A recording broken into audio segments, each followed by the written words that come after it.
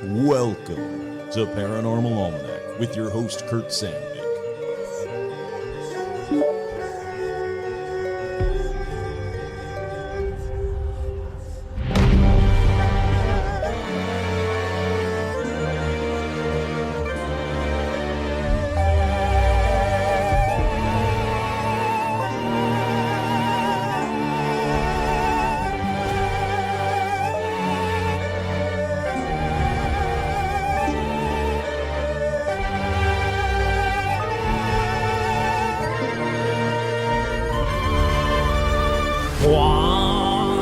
That's right, I'm your host, Kurt Sandvik, and welcome to another edition of Paranormal Almanac. Why did it take so long for this episode to come out, Kurt? I don't know. It's been a while. I don't understand how a week can be so long and yet so short that I have no time for anything else. But that's what's been happening. What are we talking about this week? We're talking about pale crawlers, not even walkers. They're pale crawlers. Because, you got to pale crawl before you can pale walk. What are they? You'll find out in just a minute. Let's head on over to Patreon and let's do some shout-outs. That's right. We got shout-outs going out to all the patrons. Head on over to patreon.com/paranormalalmanac. Patrons, I have a episode that I was going to do as a regular episode. Then I decided, no, I want to do it the right way. And to do it the right way, I've got to use a lot of audio that I wouldn't be able to, release as a podcast. So instead, I'm going to do it as a patron episode. So my hope is I'll record it tomorrow night. Hopefully get it out Friday-ish day. If not, out by the weekend, because this weekend is jam-packed with stuff. So I don't have a lot of time. So hopefully I'll have it out by Friday as my plan. But patrons, you got a very cool episode coming out that I cannot wait to talk about. I'll hint at it in just a little bit in paranormal news. But right now it's shout-outs. Shout-outs go out to Leviathan. Leviathan, the Wicked One, Scott Mills, Ill Said, Brian, Heather G's, Jeffrey B., Scott, Johnny the Pommy. Hey, Johnny, first of all, so glad to have seen you yesterday on the live episode. Sorry, I thought you were from Australia, not New Zealand. They're both awesome. But I'm very happy that you're from New Zealand because we're going to become friends. And then I'm going to visit you in New Zealand because I've always wanted to go. Matt Lord, JT, Doogie Hoare, Mike G, Tracy B, Jeff Lightfoot, the tattooed paramaniac himself, Richard. Oh, and he got his shirt, by the way, in case people were wondering, because I mentioned that on the last one. He did get his shirt, his very exclusive one of one, just for Jeff shirt. I'm sure he could sell it and make tens of dollars on eBay selling it, but it's a one of one. So, if you do it, Jeff, make sure you let the patrons know and they can fight over it because that seems like fun.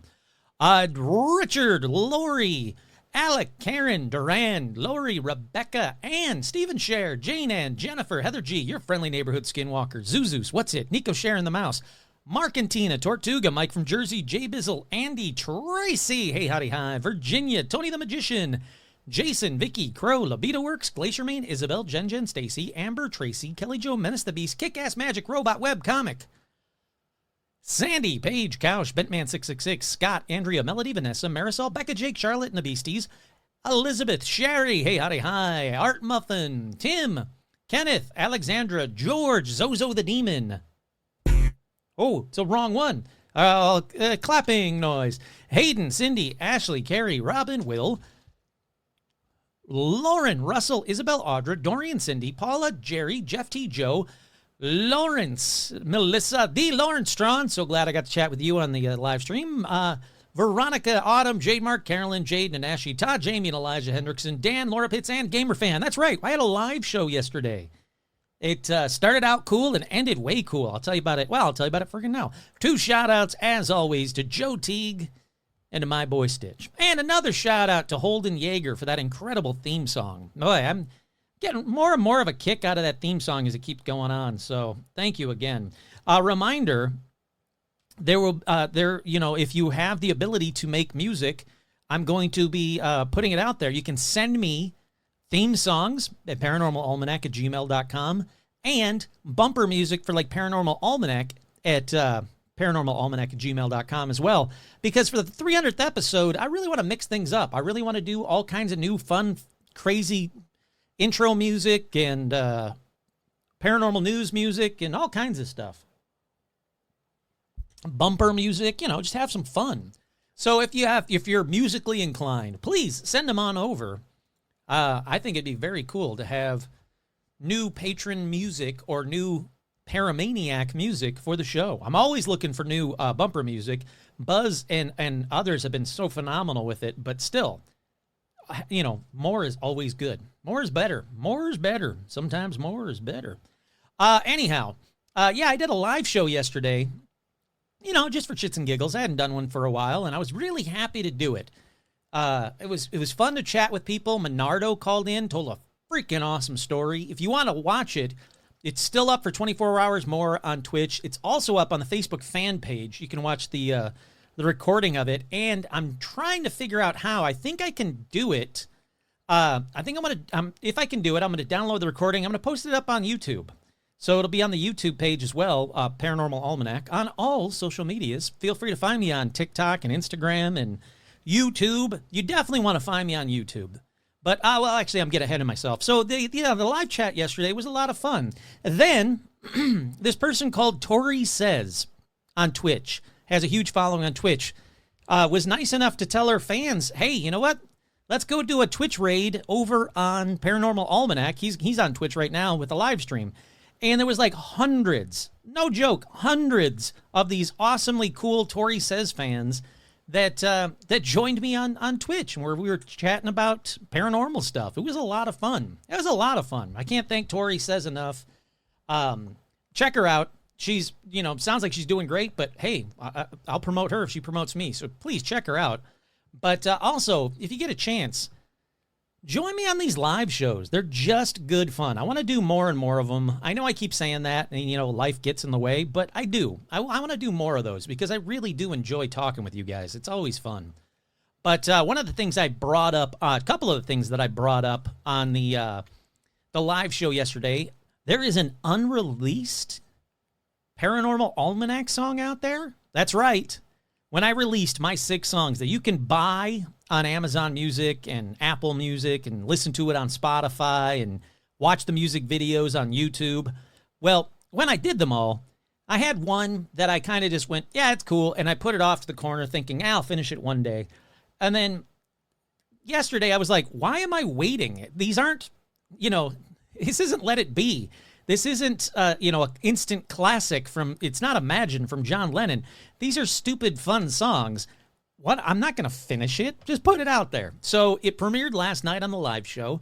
I'm going to post it up on YouTube. Hopefully I can remember to do that right after this episode because I forgot to do it earlier in the day. But I'll have it up on YouTube as well. So you can watch the new music video. It's called Talking About Sasquatch. No, Talking About Bigfoot. Talking About Bigfoot. I don't even remember. It's an unreleased classic, if you will. But it was funny that, people seem to enjoy the music video that I made, the high quality music video that I made for it. So head on over to YouTube, again, Paranormal Almanac, to check that out. But what I was saying was you definitely want to go to the YouTube page and make sure you click like and subscribe because I'm starting Boozy Haunts. That's right. Hold on. That needs clapping. Hold on. That's right. Paranormal Almanac presents Boozy Haunts. I don't want to talk about too much of what it is. I've talked a little bit about it. I'm going to be going to haunted locations, especially bars, talking to the employees that work there and the regulars that go there about the haunt. Watch talk to the bartender, have them show me how they make their signature drink for the bar. And at the end of the episode, I'm going to show you how to make that signature drink in my own tiki bar in my backyard. So it's something I've been wanting to do for a while. That's why I wanted that camera that I've been talking about forever. Thank you again. So much thank you to everybody that helped me get this camera. Because without you, I wouldn't have it. I really wouldn't have it. I don't have that kind of money just laying around. So it really, truly is incredible that I have paramaniacs and patrons that are that incredible. They helped me get the camera. But that's right. YouTube, Paranormal Almanac. There's going to be a new show. It's called Paranormal Almanac Presents Boozy Haunts. I cannot wait to show you what I got up my sleeve for the very first episode. I will tell you it has nothing to do with actually going to a location, and I'll leave it at that. But let's get into paranormal news. There's a lot to get into on this episode. It's been over a week since the last episode, so let's get right on into this.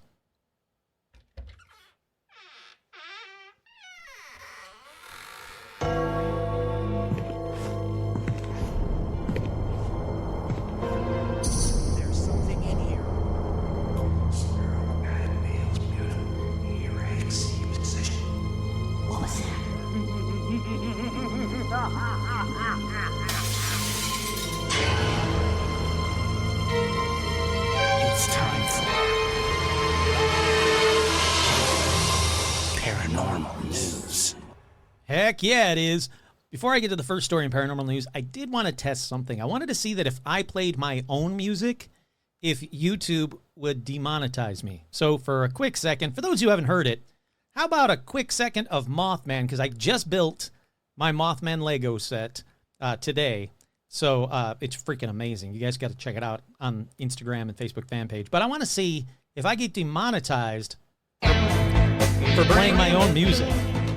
Here he comes down from the sky, a huge bat wings with red glowing eyes, makes his home in Point Pleasant, always is omnipresent. He is the Mothman, harbinger doom. He is the Mothman, bringing the gloom. Okay, I just wanted to see if what is YouTube going to tell me? If they're going to tell me like, oh, sorry, you played somebody else's music. No, it's me. It's my music. That's me. That's Paranormal Almanac. The album's called Unwelcome Songs. But anyhow, I just want to see what's going to happen. So the first story in paranormal news, the connection between UFO sightings and national security. That's right. Over the past few months, officials responsible for running the federal government's investigation into unidentified anomalous phenomena, or UAP, the new term for UFOs. Actually, it's the new term because it was UFOs, then UAPs as unidentified aerial phenomena. Now it's unidentified anomalous phenomena. If you want to know why, go back and listen to a couple episodes I told you a while ago. They've been speaking publicly about their findings. In March, the All-Domain Anomalous Resolution Office, AARO, released its first report on historical UFO sightings, concluding that it has not discovered any empirical evidence that any sighting of a UAP presented off-world technology. Well, that's crap.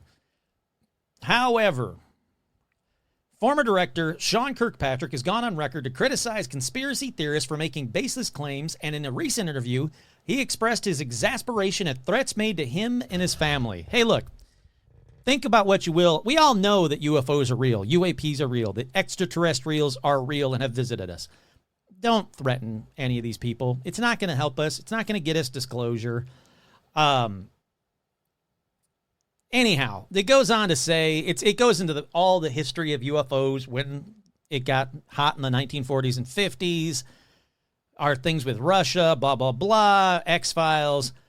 But he said that there is a connection between UFO sightings and national security, whether they're extraterrestrial or they're from China or Russia or, name a country. There is a connection between these UFO sightings and national security, and it should be taken seriously just because of that fact alone, basically. And that if it does turn out to be extraterrestrials, yeah, great, cool. There's still a threat to national security, or could be a threat to national security, so we got to start taking these things seriously. And that's important. That really is. If the government starts taking these things seriously, instead of just making fun of, oh, little green man, blah, blah, blah. No, take it seriously because something is happening. And what that something is could really be detrimental. So it is important. Whether you think so or not, it really is important. Alrighty, up next in paranormal news. Not really paranormal news, but it's something that seems very cool. I'm not getting paid to talk about it, but I love promoting other paranormal people. Like, the community needs to promote itself. And instead of bickering and infighting and bobbly, bobbly, bob, no, let's talk about this stuff. So, Cap's Spirits of Macville. That's right, Barnaby Jones. He was on the show. I was actually on his show from Caps. He's hosting a Wisconsin Caps Bean Snappers Macville, Wisconsin tour and paranormal investigation. If you guys head on over to Cryptids, Anomalies, and the Paranormal Society, you will find the location, the address to check this out. It's the Spirits of Macville Tour Paranormal Investigation. I guarantee if you Google that, you'll find that as well. I'm just here to help promote Barnaby. Not that he needs promoting, because he's going to be on TV coming up very soon. Hold on, I'm going to pull that up. I want to make sure I plug that for him as well, because, again, I think he's a great guy. I loved being on his show. He is a hard worker in the paranormal community, and I want to make sure that I talk about this. His other announcement is watch the all-new paranormal series, My Haunted Hometown, on T&E. T as in Tom and E. That's because the Caps, Cryptid, Anomalies, and Paranormal Society team will make an appearance featuring 2 haunted locations. Our very own Rick and Barbara's Haunted Home and Bean Snappers. The Season 6 premiere is September 6th. We'll be on one of the episodes, not sure what number yet. You'll have to just watch them all. But sure, it's a Canadian thing. It's going to be in America as well. Find it. It's called My Haunted Hometown. Barnaby's going to be on there. I want to promote the hell out of him because, again, I think he's awesome. I don't even know if he still listens to the show or not, but I don't care. I like the guy. I want to promote him. So check those both out. If you're in the Wisconsin area, definitely do that paranormal show or go do that paranormal tour and investigation and let him know that you heard it on Kurt Says Hi, basically. He'll know. He knows who I am. Alrighty, up next in paranormal news. This has nothing to do with religion. Everybody calm down. This is in the news, so I thought I'd talk about it. AI reveals the real face of Jesus based on the Turin Shroud. That's right, the Shroud of Turin, whether it's real, whether it's not real, I don't know. I'm not going to guess. I definitely am not going to be the expert on it, but whether it's real or not is up for debate. I'll put it that way. Because every time someone says 100% it's fake, the next year they go, well, science is actually saying that it could possibly be real. Go back to the time of Jesus. So I don't know. But AI, someone used AI. They input or fed it all of the photos from the Shroud of Turin, and out popped the face of Jesus. The AI tool is called Merlin, and it created a, quote, realistic image of Jesus' face. It is a white guy with blue eyes. Kurt here. No, it's not. Look, if Jesus was real, and I'm not saying yes or no, that's up for you. That's for you to decide. Jesus lived in Jerusalem 2,000 years ago. He's not a white guy with blue eyes. I don't care. I know we've all seen that photo of Jesus that looks like, Obi-Wan from episode 1. I know. I get it. I'm not trying to be a dick or make you say that Jesus isn't. I'm not saying that Jesus isn't real. What I'm saying is he's probably real. Sure, good. He's real. He's a real guy, okay? Everybody calm down. But he's not a white guy with blue eyes. So sorry, AI, you failed. Up next in paranormal news, I'm going to only talk about this for like two seconds. Lou Elizondo was on News Nation talking about his new book coming up. That is incredible. I can't wait to read the book. God, I want to have him on the show. But he said that they have retrieved, the U.S. has retrieved vehicles of unknown origin. The occupants of these vehicles include biological specimens not of this earth. The entire interview is incredible. If you don't have time to watch it or you can't find it, become a patron because, hint, the next episode might just be about that. Hold on, there's somebody at my door. All righty, I am back. Sorry, I had to go meet my neighbor's new foster dogs. Foster dogs, Trump takeover or whatever, Paranormal Almanac or Paranormal News anytime. So I got to meet their cute new foster dogs, which were incredibly fun. Alrighty, up next in paranormal news. Oh, that's right. This one is in a different language. Hopefully it'll translate. It didn't translate. It translated the first time, not the second time. Here we go. Perfect. The chief of the Indian Space Agency says, quote, "There is no doubt that the Earth is visited by ETs."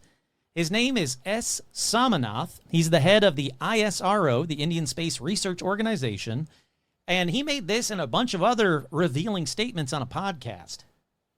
By the way, love to have him on the show. He said, let's see, I'm going to get through this. He served as director of the Vikram Space Center, was also the director of the Liquid Propulsion Systems Center. But he shared his perspective on the existence of extraterrestrial life, suggesting that alien civilizations are not only possible, but likely to exist throughout the universe. He also said that the rapid advancement of human technology noted that just a century ago, our civilization had minimal technological capabilities compared to today. Imagine there's a civilization 200 years behind you and another 1,000 years ahead of you. Because of this, he feels that alien civilizations are ahead of us, 1,000 years more advanced than us, have always been here, meaning Earth.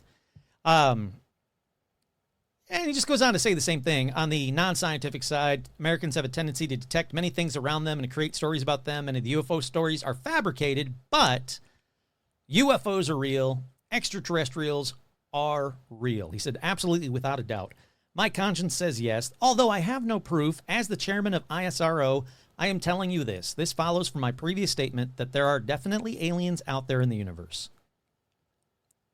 So, yeah, I mean, look, it's important. Again, it's very important for science to say these kinds of things because, well, it's little by little disclosure. Another story about the Shroud of Turin. Not religious. I'm just going to read the headline. The Turin Shroud Study claims controversial cloth does date to the time of Jesus. Kind of like what I was saying a minute ago with the other story. Give it another year and that story will change again. But currently, as of right now, science is saying the Shroud of Turin does date to the time of Jesus. Up next, paranormal news, we go to Channel 13 News in West Virginia to the Mothman Festival. It brings entertainers, paranormal speakers to Point Pleasant. And boy, howdy, I wish I could go there. Mothman. Here, we'll put it in the background. It's almost time once again for the event that draws thousands of people to the small city of Point Pleasant, West Virginia, the Mothman Festival. This year's event is slated for Saturday, September 21st and Sunday, September 22nd along Main Street near the Mothman Museum. And that beautiful, beautiful Mothman statue with that ass. The annual festivity commemorates the 1966 sighting of the Mothman. We're again preparing for the annual concoction of family reunion, cosplay, and fun here at the 2024 Mothman Festival. So if you're in the area, please, please, please go down to the Mothman Festival. Tell them Kurt from Paranormal Almanac sent you. And if you have the ability to flirt with a DJ that happens to be playing there, have him play my song. It's called Mothman, Harbinger of Doom. It's on Spotify. It's everywhere. And I think it'd be hilarious. Alrighty, not necessarily paranormal news, but it's still in the news till September 5th. Oh, no, sorry, September 3rd. Final voting ends September 3rd. If you haven't had a chance yet, if you could please head on over to podcastawards.com. Awards with an S. Podcastawards.com. Head on over to the religion and spirituality category. That was the word I'm looking for. Please vote for Paranormal Almanac, and then head on over to the Adam Curry Achievement Award, People's Choice Award, the Adam Curry People's Choice Award, and please vote for Paranormal Almanac. Every vote does count. Yeah, you got to sign up for not sign up, but sign into this thing, create an account or whatever. But everything I've seen, it doesn't cost you anything. It doesn't blast you with spam. It's just a quick once and done thing. All right, final story in paranormal news, real quick. I'm just going to read you the headline.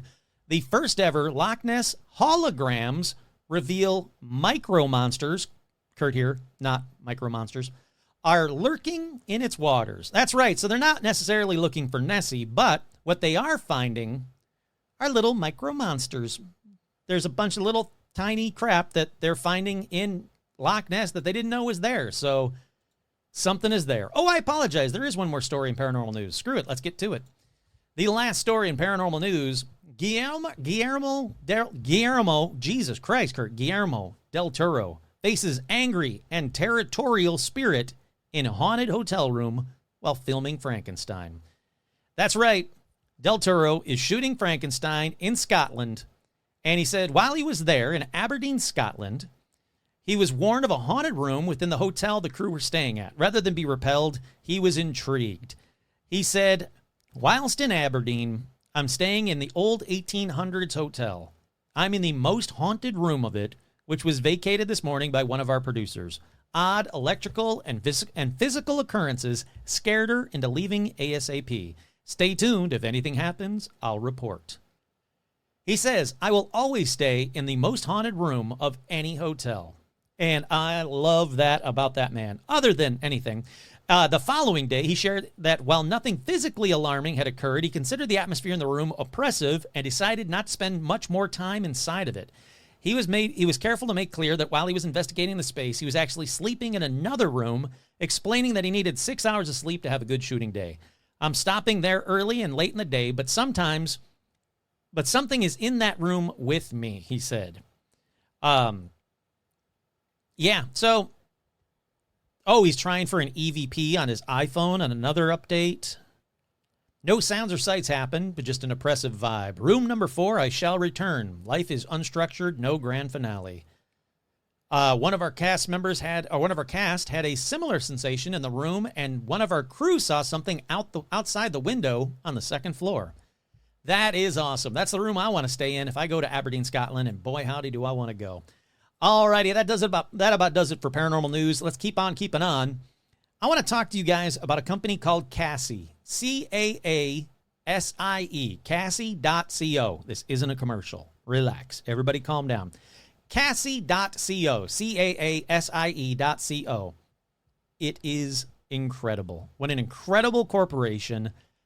They were nice enough to give me a billboard. I don't know if you guys saw it on every social media. I posted it everywhere because it was just absolutely thrilling to see Paranormal Almanac on the giant billboard above the haunted Roosevelt Hotel in Hollywood. And that's exactly what I saw. They gave me a billboard in Hollywood. They gave me 3 billboards in Michigan so my family could see them, because the first one, my family couldn't find it. And hopefully, they said they did. I don't know if I believe them, but they said they did, so hopefully they did. But I sure did.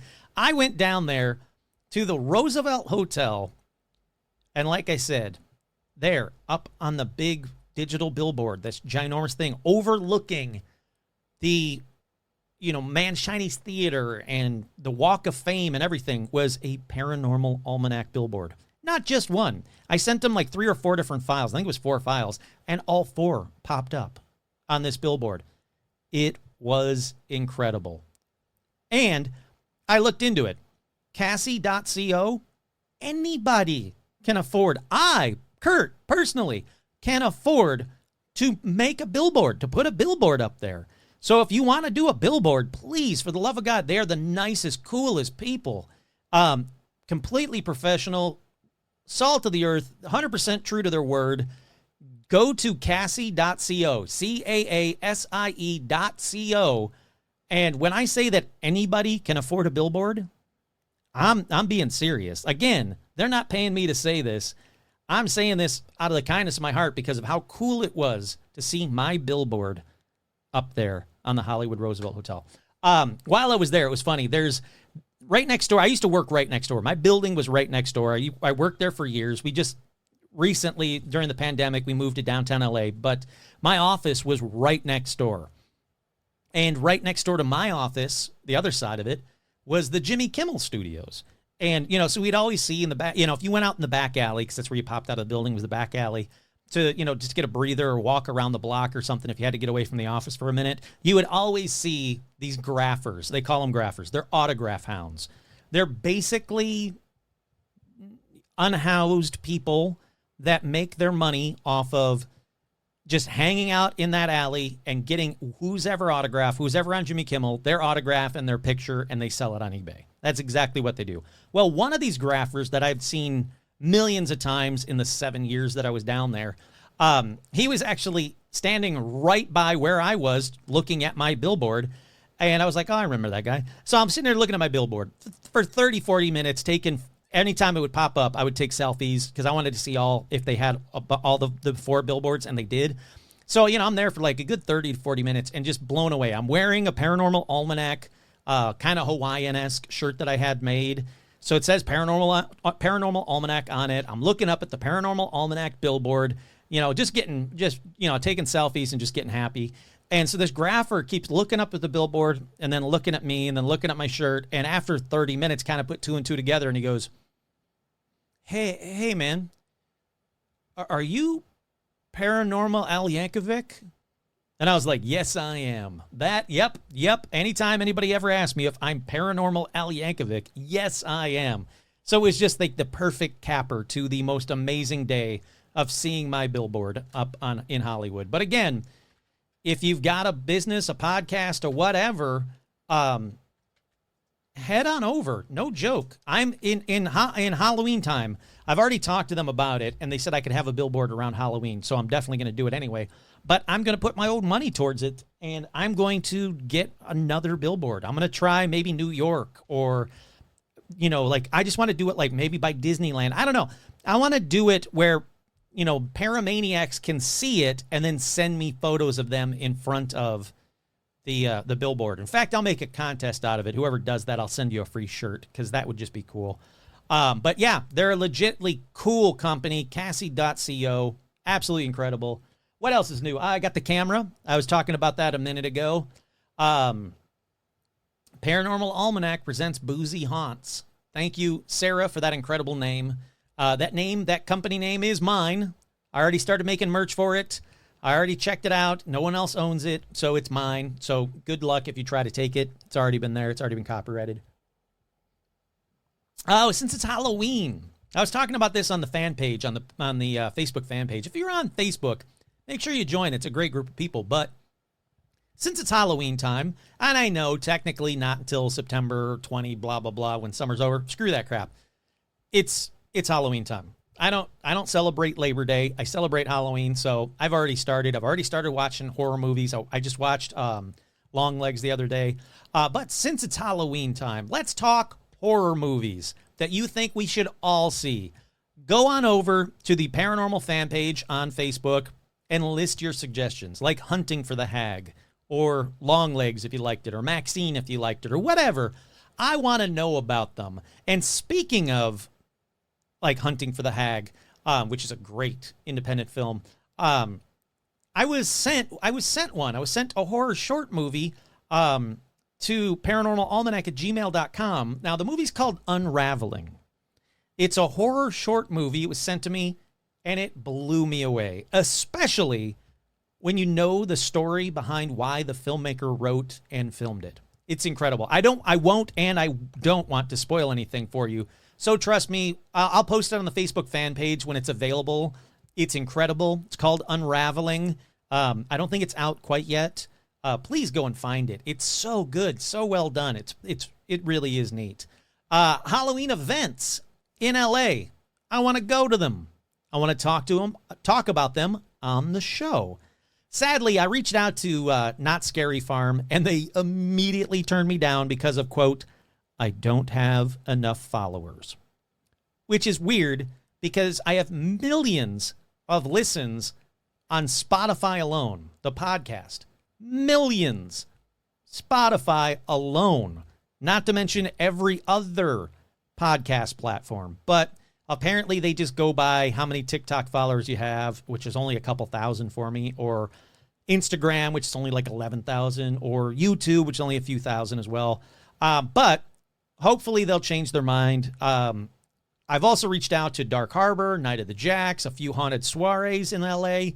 My hope is I want to film them, and I want to let you know about them if I go, and maybe you guys could go too, because I think it'd be awesome to have some fun with paramaniacs on the Halloween time, around Halloween time.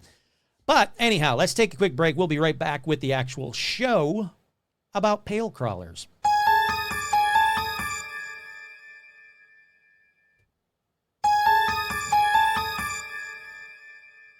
All righty, we're back. On this edition, I wanted to talk about pale crawlers because I don't know what to think of them. I'll describe them in just a minute, don't worry. But I want to start with what they're not, because they get lumped in with so many different things, and one of the things they get lumped into with is the lumped in with are rakes. Rakes, R-A-K-E-S, rakes, like, you know, the thing you rake up leaves. Rakes are quote unquote mythical, basic. No, not even quote unquote. Look, rakes are crap. They're creepypasta. They're made up creatures. They're fake. They're bullshit. In case you don't know, here's what a rake is. Well, isn't, but you know what I mean. Depending on where you go, people are like, oh no, rakes are real. Yeah, sure, it only started in like 2000. No, they're real. Bullshit. It took me all of like a half hour one day going down this rake rabbit hole to find that the rakes began as a collaborative project on 4chan in 2013.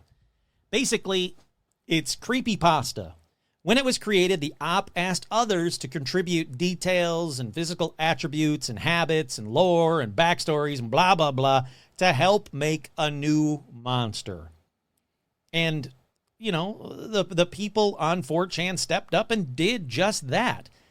Here was the actual start of the completely fake and made up cryptid called the Rake.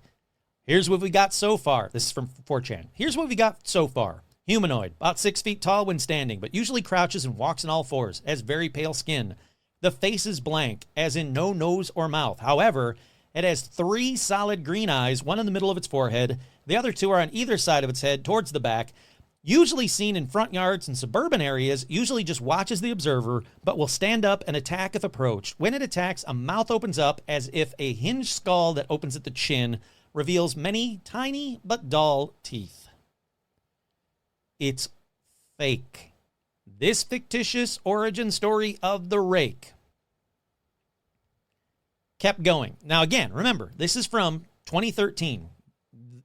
The actual post has been found. It's been proven that it's fake. But they went, when they started making up the backstory for the Rake, they're like, it started as early as 2003 with reports of encounters with a curious, frightening creature that cropped up in northeastern America before a media blackout on the subject apparently began.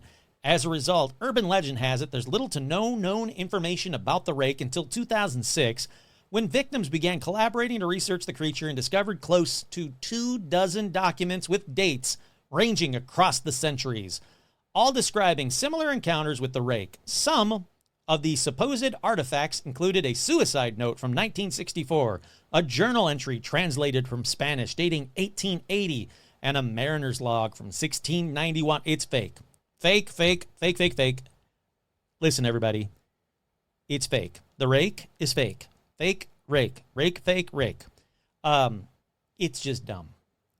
So, looking up pale crawlers, they do have the same kind of thing. The description's the same. I'll tell you about it in just a second. Not quite the same, but you know, that pale, tall, skinny, humanoid kind of thing. And they often get mixed up.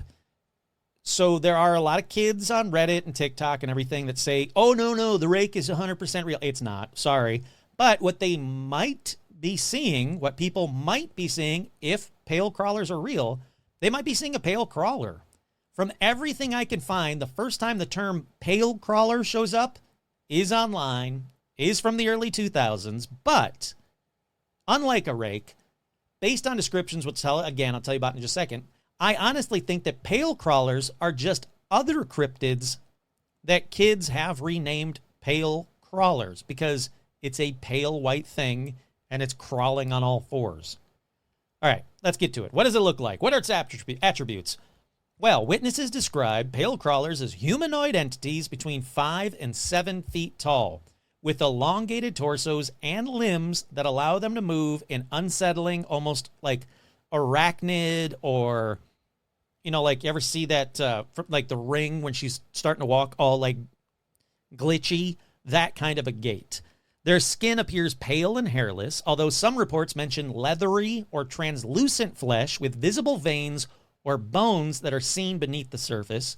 Their proportions are distorted. They're very long and gangly, like Slender Man, but without his clothes and crawling on all fours creepily. They're like a normal human, oversized heads sometimes, mouths full of, quote, needle-like teeth sometimes, not often. They're very sickly or skeletally. But they're very fast. That is one thing that a lot of witnesses say, that, when they see them, they're usually like kind of like standing still. But when they move, it's like, and they're instantly like they're cruising across uneven terrain, in small spaces, into water, into caves, at people. Once again, some people said their skin is very pale, but it is very leathery, like very fake looking almost, like if they were wearing like a mask. And like other cryptids that I'll talk to you about in just a second, pale crawlers can mimic human voices and even sound like people to try and lure you in. Regular listeners, sound like anything else? It's been said that if you do see a pale crawler, don't interact with them. Don't talk to them. Don't go near them. Don't let them lure you to the edge of the water or away from people or a separate off the trail into the woods. They do seem, I'll put it this way, they do seem to prefer to stalk lone people, or maybe like if you're with one other person or a mother and a child, that always seems to be the thing. They can mimic, like I said, not only human voices, but a human baby often to get you to come closer. Again, sound familiar, regular paramaniacs? But here's the thing. Unlike a rake, who is just popped up relatively new and only around the areas that people are, logging into 4chan, pale crawlers have been seen all around this very round world. So yeah, it does share a lot with the fake rake, but to me, when I started really researching or going down the rabbit hole for pale crawlers, it sounds like a Wendigo or a skinwalker. And I know that some people hate the way I say Wendigo or Wendigo, so both pronunciations are correct. Sorry. And if you want proof of that, hold on one second. Wendigo. Wendigo. You can also say Wendigo. But they do sound a lot like the Wendigos, the skinwalkers, especially that mimicking human babies to lure you away. And I'll tell you some stories about them in just a minute from eyewitnesses. But when people do hear them talking, it's off. It's, like the speech is off, or it's sounds more mimicky than actually talk. It's really weird, really creepy. And a lot of people, again, around the world, I've got eyewitness stories that I'll read from just about everywhere around the world. There's some creepy, like, mimicking going on with these pale crawlers. So are pale crawlers real? Well, that's the million-dollar question, and I don't know. Again, I think that they're misidentified or renamed cryptids. I think that they've always been around, but this new generation didn't seem to want to figure out what the hell they were, Wendigos, skinwalkers, whatever, or even jinns, or, there's a lot of different cryptids that I've talked about that try to lure people away, especially with mimicking human babies, including ghosts and demons and all kinds of stuff, all kinds of things. But I think I think the term is good because it's pale crawler. It's very bland, very, what you see is what you get. You see this pale, weird, white-looking thing, and it's crawling around on all fours. And it's kind of become its own name for a bunch of variety of different, or a bunch of different cryptids. So I don't know. This is going to be for you guys to decide by the end of this episode if you want to. I'm not making you. Going down that pale crawler rabbit hole, I can tell you this. I can tell you that for every 5 obviously fake bullshit Reddit quote-unquote eyewitness stories, there are one or two that have details, locations, names, things about them that can't be explained. So there is something going on, and going on again in just about every continent except Africa, which I thought was weird, and Greenland and the Arctics. But I usually, if you got a cryptid that's seen around the world, it's seen all over Africa as well. So I did think it was odd that it's not seen in Africa, and that one struck a chord with me for like, why? Usually it's like, oh, it's not seen in China. Yeah, they are, but you're just not allowed to talk about it. Or it's not seen in the vast majority of Russia. Well, yeah, because no people are in the vast majority of Russia. So that doesn't surprise me. But when it's Africa and there's 0 sightings, that's weird. Very weird. Speaking of sightings, one of the sightings that really hit me hard came in 2008, June 14th, 2008, in a forested area in Higgins Lake, Michigan. Why dun dun dun? Well, every year, my family and I would vacation in Higgins Lake, Michigan, one of the most beautiful lakes you'll ever get to see in America. And I don't care, fight me on it. It's just gorgeous. Love Higgins Lake. I went there every year for the first 23 years, and then I moved out to California, and I've only been a handful of times since. But, that's where my family go to vacation. And on June 14th, 2008, 2 men were injured, and one was supposedly killed, but I can't prove that. The injury, yeah. Police said it must have been a bear attack. But eyewitnesses say what they saw was no bear. What they saw was a pale crawler. Not a pale walker. You got to crawl before you can walk. A pale crawler, not a bear.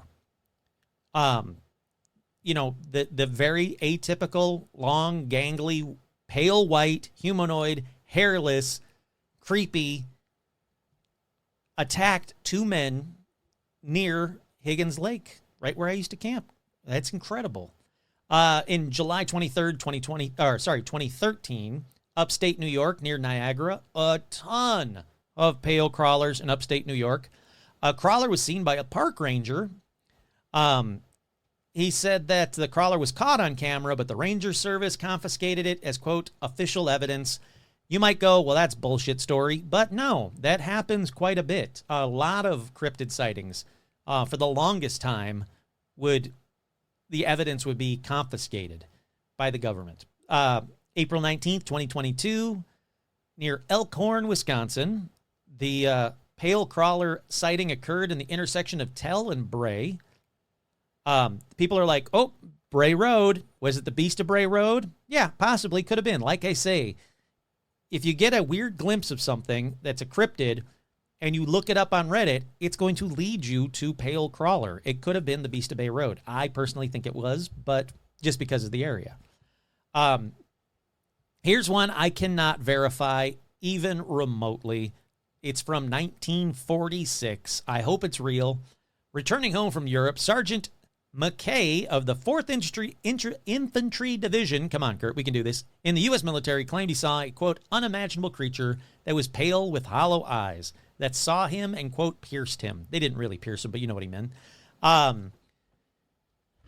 Yeah, I don't know. So apparently this guy died in 2017. I couldn't find anything other than just that regurgitated story over and over and over again. But the reason I added that one is because of the date. If that is the case, pale crawlers have been seen since the 1940s.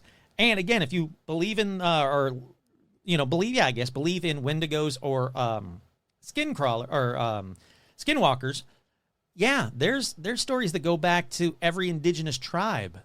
They go back hundreds of years.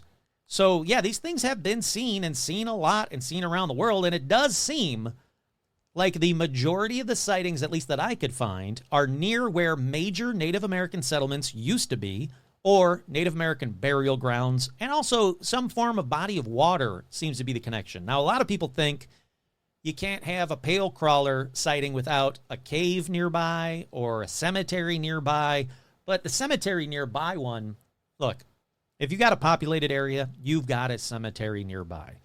You could say that literally about every cryptid out there. Loch Ness, Nessie.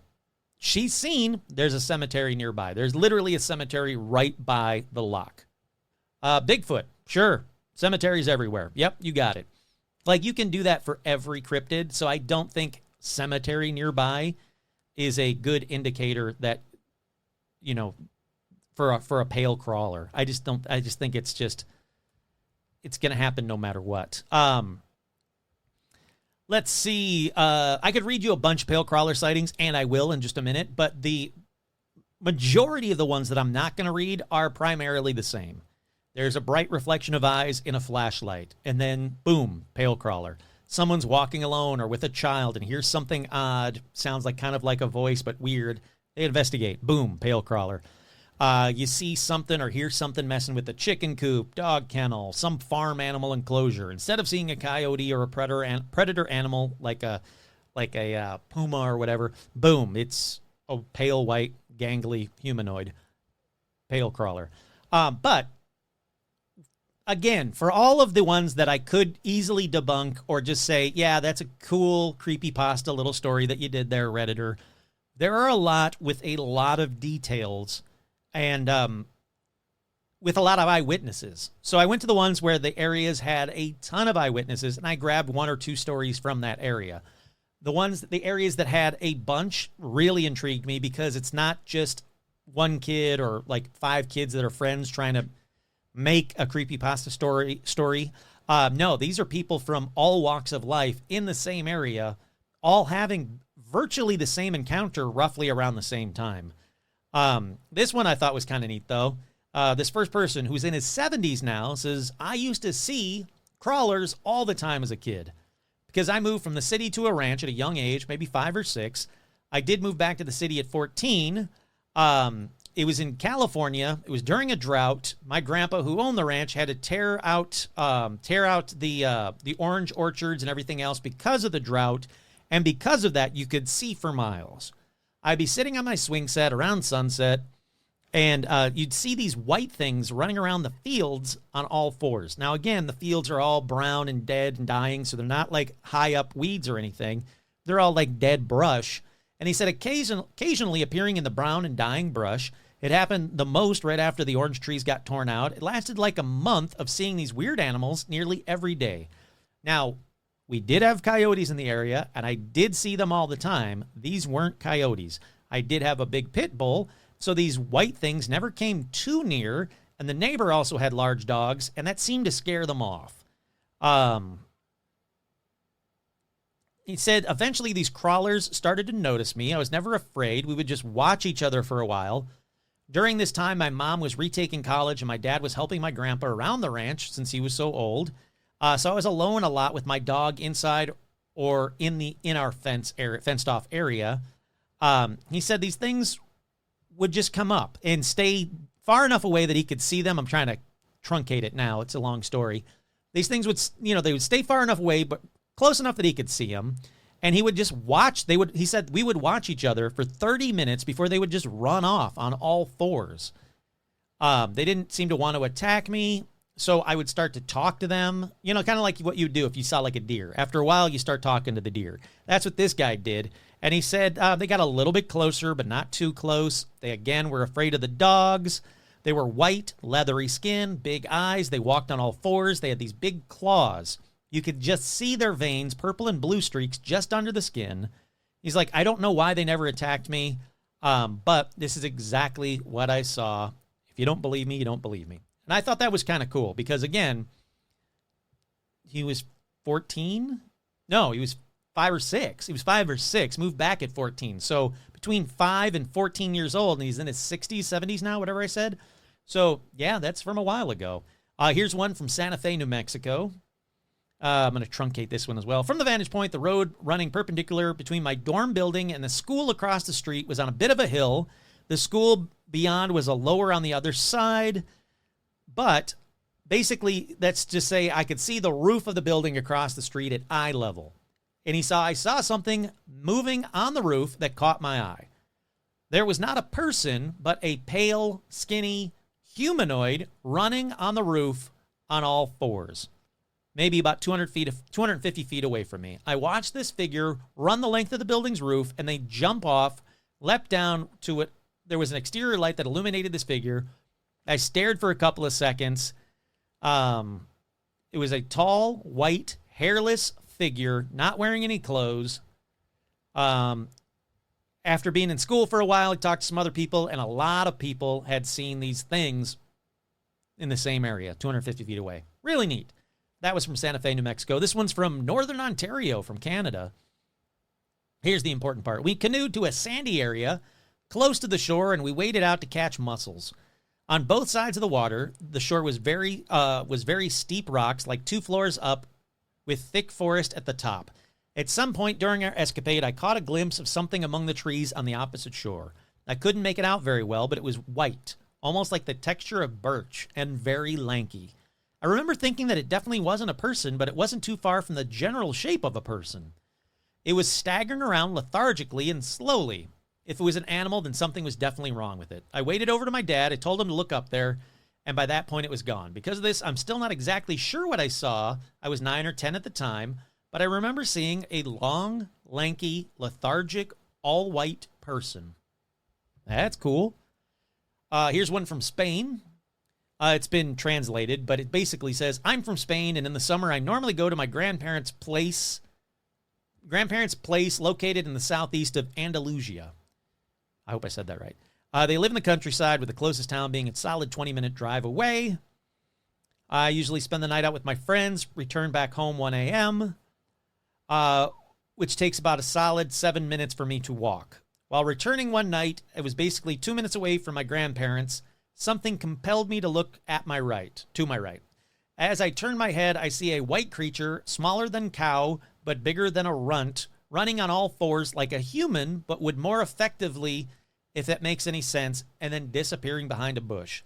I was absolutely shocked, but didn't really run. I turned on my flashlight and proceeded to walk home and sleep.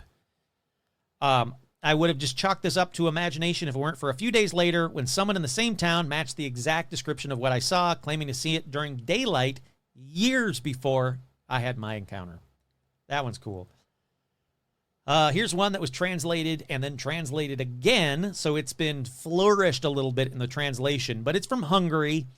Essentially, the story is real. It's just been, like I said, really flourished to make it sound a lot more intense than it was. Get to the good part. Walking with his dog. Dog never really barked at night. He said that one night, though, he heard such a voice coming from the dog that he'd never heard before. We both stared at the direction where the dog was, trying to figure out what's happening. But the ruined building covered the scene. We waited, didn't dare to move any closer. When suddenly the dog's barking suddenly stopped. Something terrible fear sat on those dead silent moments. It's, like I said, it's really horribly translated again and again. That's when I saw this. A pale-skinned, eerily thin creature appeared before us for about 15 to 20 meters away.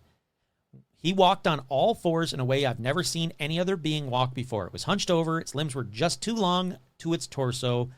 He was hairless, bald. His eyes don't shine, which is odd because everybody else's eyes are really shiny on Pale Walker encounters.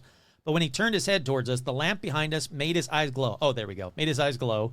When he noticed me and my brother, he froze for some seconds, and the creature just started to move its head, twisting and turning. It gave me a sense that he's actually trying to observe us from far away and deciding what to do. His body also moved strangely. Sometimes he raised his whole torso, and his long, thin arms left the ground. Sometimes he leaned back to all fours, and he stared at us. My brother almost started to cry and asked what the hell it was. We both wanted to move, but we're too scared to run. I was afraid my cousin that was walking towards us was going to walk right into the creature, so I raised my voice and said, hey, there's something outside. And at that point, the creature had already seen us anyway. I felt how his eyes were focused on me, and after that warning, I just felt like, I can't really describe the feeling, but everything was dead silent around us. No birds, no crickets, no dogs, no nothing. So I just figured it's too far to run, but we've got to try and flee. Moving on. He's like, I don't know how long we stared at each other. Honestly, I have no clue. Felt like long minutes. But he turned his body, gave us a final gaze with his head raised, and then fled in the different direction from us. The reed fence, which separated my grandmother's plot from the other neighbors, was about 10 feet tall. This creature jumped over it with one single jump. That's cool. Like I said, a little bit flourished and mistranslated, but very cool. Here's one from Iraq, which is really cool. Oh, no, this next one's from Belarus. Then I'll go to the Iraq one. From Belarus, I never saw a UFO, but I saw an entity mostly associated with UFOs. I grew up in the USSR now in northern Belarus when I was 13 years old. So this was 37 years ago. My mother and I saw an entity looking outside, looking in at us through the window. It was hairless, pale, white, huge, bulging black eyes, and had teeth that were very small, very well spaced, skinny and pointed, almost like an anglerfish. We hid for hours until my father drove home, and we both looked out the window to see the being stand up from behind a wall. It was much taller than a human. It was hiding behind that wall, and I believe waiting for us to come outside. My father drove up the driveway, saw the silhouette of its body from the back. It was hunched over, staring at the car. My father saw it in the headlights and what looked like a perfectly weird white human being. He drove at it, and it ran away into the brush around the house.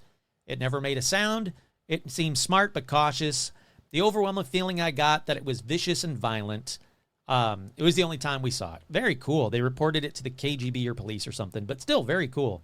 Here's one from Iraq.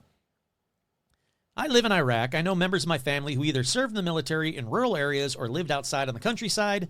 Like the stories I heard about the encounters my great-grandmother used to have with humanoid creatures who lived in the woods of southern Iraq, they have always described them like how you guys who live in the U.S. describe pale crawlers. Freakishly tall, white pale skin, mimic human voices and lure people either by calling for them or calling for help or acting friendly. They're also considered to be shapeshifters and cannibalistic. Here they call them tantals. It's uncanny how thousands of miles apart such a creature appears to have the same description all around the earth. The origin of this humanoid considered to be a jinn, who is an Islamic Arabic concept of a humanoid, powerful, invisible people who live with us on earth. Some are good, some are bad. There are hundreds of types. The Tantal is a famous jinn that appears to humans to trick them. So there you go. That's someone else, basically corroborating that it's a misidentified new cryptid. It's not. It's been around forever. In Iraq, he used to see them, and they called them jinn. And his grandmother used to see them. All right, here's one that's been Google translated from Russia. We were tent camping near Krasnoyarsk, a big city in the middle of Siberia. I'm sure I said it wrong. Closer to the morning, I heard a crackling noise nearby. Got outside to check. Maybe it's a wolf or a bear lurking close to our camp. Have seen something that looked like a human at all fours. It jumped in bushes and disappeared. I barely seen it. I can't remember details. But when I'm remembering it, it comes to mind that it moved like Gollum from Lord of the Rings.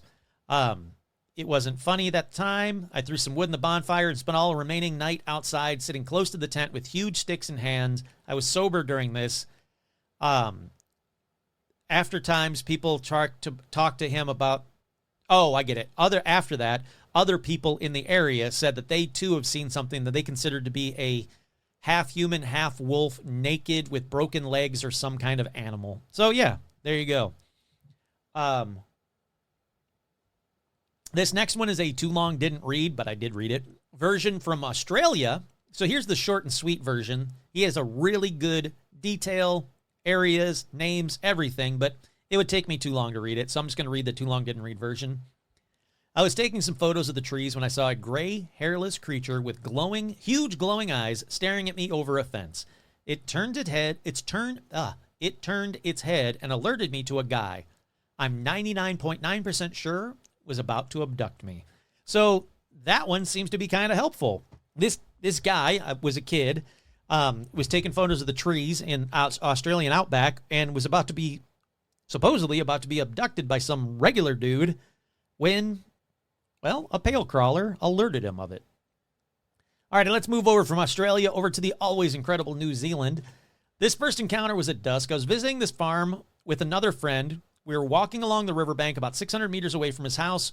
Across the riverbank is thick forestry. My friend was making calls or whistles with his hands when the exact same whistle was repeated back to us from across the river. Not like an echo. It sounded like it came from the woods. Now this creeped us the fuck out. We started walking back to the house. The path back to the house is surrounded by shrubs and small trees. Beyond that is a large field. After a few minutes of walking, we started hearing rustling and footsteps around the trees by the path. We looked down to see if it was a rabbit or something. At the clearing in the bushes, there stood a long, twisted, pale foot, bright white. We immediately bolted to the house and locked the door. The second encounter was at night a few weeks after the first one. Let's see. We heard bipedal footsteps. It got closer and closer till it reached the outside of the tent. Then the sound vanished. The next morning, we found a few long, human-like footprints near the tent.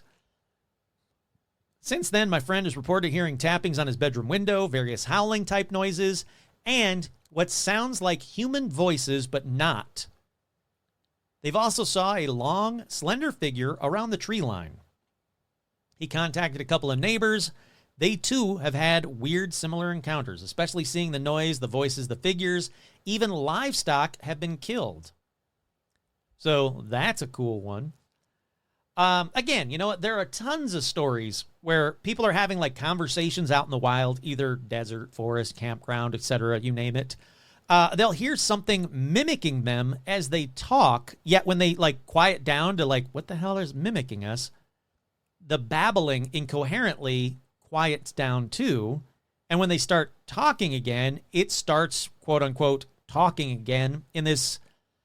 It's almost like it's bizarre. It seems like the pale crawlers are either trying to learn our language or mimic us like birds do, or if they can say something, close enough to human speech that we can understand, we might be like, what? What was that? And then go closer to where they are. And these stories are from around the world, all languages. It's not just English. There's Spanish, there's Russian, there's, you name it. It's bizarre.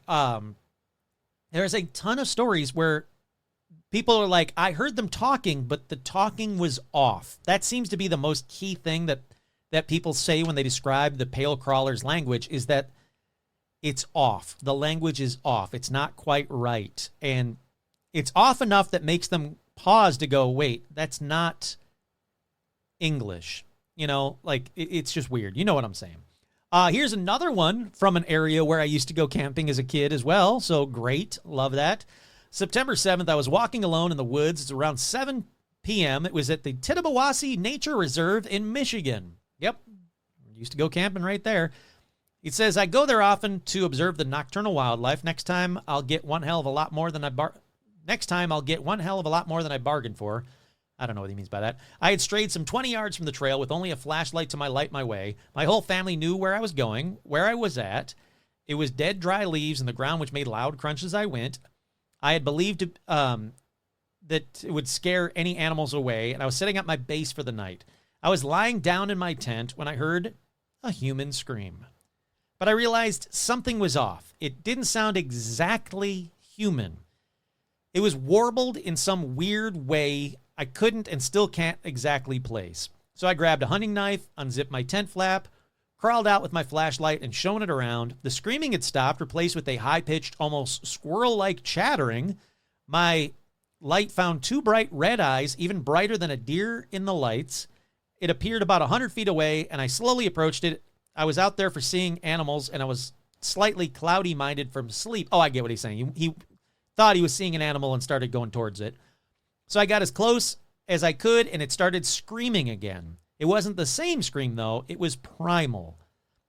It could be described as primal only. I stopped, but the creature came towards my light, moving like a spider on all fours. It was stick-thin and pale, with no ears, no nose, blank eye sockets, and a very thin mouth. It seemed to be about 8 feet tall, but like I said, it was moving like a spider, so it was hard to tell. I screamed, and it moved away incredibly, impossibly fast. I ran to my tent, stayed awake all night, didn't hear anything else. In the morning, I found no tracks where the creature had been, so no one in my family believes me. That's cool. Here's one from, you can't have a good cryptid story on a podcast without talking about, Florida. Here's one from Tampa Bay, Florida. My friend's fiance was giving me a lift home as we were taking a left onto a long, dark road in an equally dark area. Very few street lights or house lights. The headlights of his car lit up the front yard of a corner house. As we were turning, we both saw something fall from a tree in their yard. It looked like a person, sort of. It looked like a seriously creepy ice cream man from Legion. I have no idea. It was tall, had long limbs, pale, super thin. It landed on its feet, but it kind of looked like it also landed on its knuckles, almost like a monkey would. But we only saw the backside of it and very briefly. My friend is a non-believer, no bullshit kind of guy. Doesn't believe in weird stuff at all, but he saw it and still to this day can't explain it. That's cool. Here's one from Jamaica. This was my younger sister's experience last year in October of 2020. My sister is extremely religious, and so is my mother. My sister dismissed it as an evil spirit, but recalled it today and thought it was something like sleep paralysis. I then told her about the pale crawlers, and she said, "Oh my God, that's what I saw." She woke up in the middle of the night. She said she woke up because she felt as if something was watching her and felt some kind of fear. She looked at her wall and said she saw a tall, dark figure and felt as if it was staring at her. She said that it was extremely skinny, much more skinny than a human could possibly be. Its arms hung down to its knees. She said it was taller than 6 feet tall. She could see its eyes, but couldn't recall their color. She also says they believed they were glowing. Let's see. She ran out of the room, ran to her mom's room, hid under her mom's blanket. And they didn't see it again. She said that he said, I get it. He said that when I showed her a photo or a drawing of the pale crawler, she said that is exactly what I saw. So that's cool. I've never heard of any other pale crawlers in Jamaica. So very cool, very neat. It's getting kind of late. There's countless stories from the Appalachia region. Countless. I'm not going to read all of those. Seeing these pale crawlers in areas where people have gone missing. So, are they victims of the pale crawlers? Pale crawlers going in and out of caves. If you ever listen to my Appalachia episode, there's a lot of weird creatures that they see, humanoid creatures. They're coming in and out of caves. So now they're called pale crawlers. Look, you know what? That about does it for encounters for now. But trust me, there are tons, and I mean tons, of pale crawler stories from everywhere. So to get back to, do I believe in pale crawlers? These people from everywhere are seeing something. All the encounters seem to describe the same creature. So yeah, something's out there. Something's real. But again, I don't think it's necessarily a pale crawler. I think that's a new name for a very old cryptid, or countless cryptids, that match these tales. So yeah, I guess, call them a pale crawler if you want. And I guess it doesn't matter what you call them if you actually run into them. So I don't want to see one. I can tell you that. That would freak me out. I don't mind seeing a Bigfoot or an alien, even though aliens are humanoid, I get it. Bigfoot are humanoid, I get it. Something about the pale crawler description just seems really fucking creepy. They're creepy is what I'm saying. And I don't want to see one unless it's while I'm driving by one. Should you fucking shoot a pale crawler? I don't know.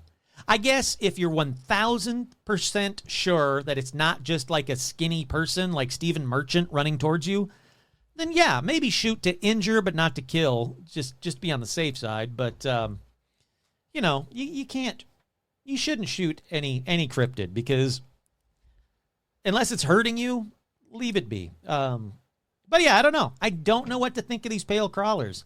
I think it's cool. I think it's neat. I think that it's neat that there are new, quote unquote, newish cryptids that people have been seeing for years. And it's probably misidentified other cryptids. But yeah, let's call them pale crawlers. I don't know what to tell you. Once again, I'm your host, Kurt Sandvik, and this has been another edition of Paranormal Almanac. Thank you so much. Have a good one.